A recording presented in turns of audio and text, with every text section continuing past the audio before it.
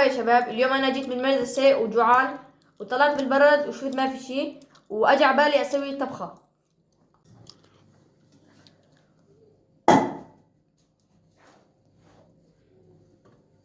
اول شي بنفضل لبن حامض طبعا.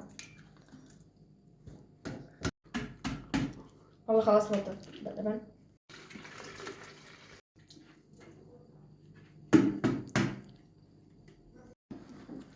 بعد ما نفضل اللبن نضيفه بيضة واحدة.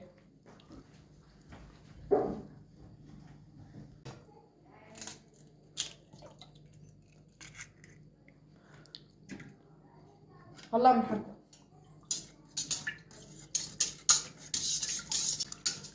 بعد ما حركناه على السوا حط فوق السخانة.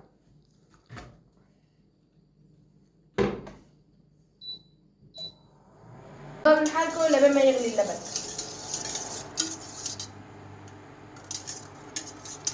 طبعا بدنا نبلش يغلي، والله نضيفه مي.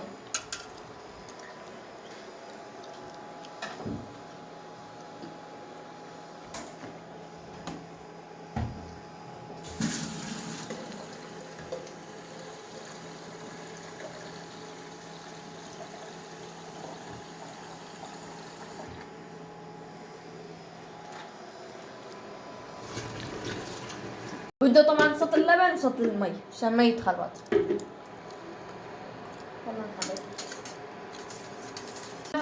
غلي اللبن نفضي المعكرونة.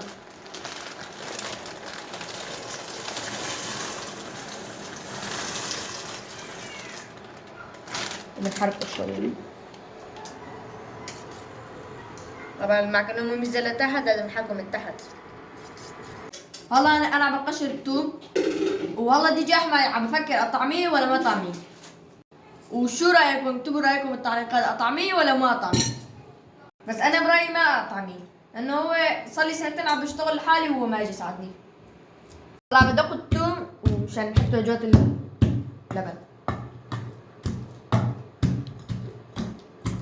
وانا بحب هاي الاكله مع التوم. هالشي عم بحب حياتها تكون توم كتير.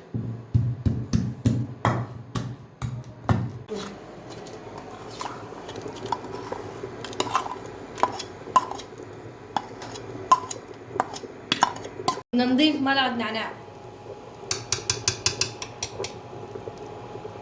وانا حمصت اللحمه وبدي افضيه.